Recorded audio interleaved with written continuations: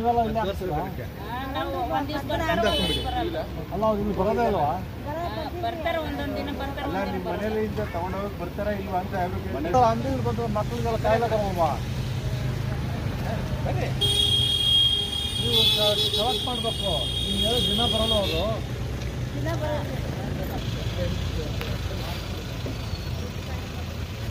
ಏನ್ರಿ ಸಿಟಿ ಒಳಗಡೆ ಇರ್ತಾರೆ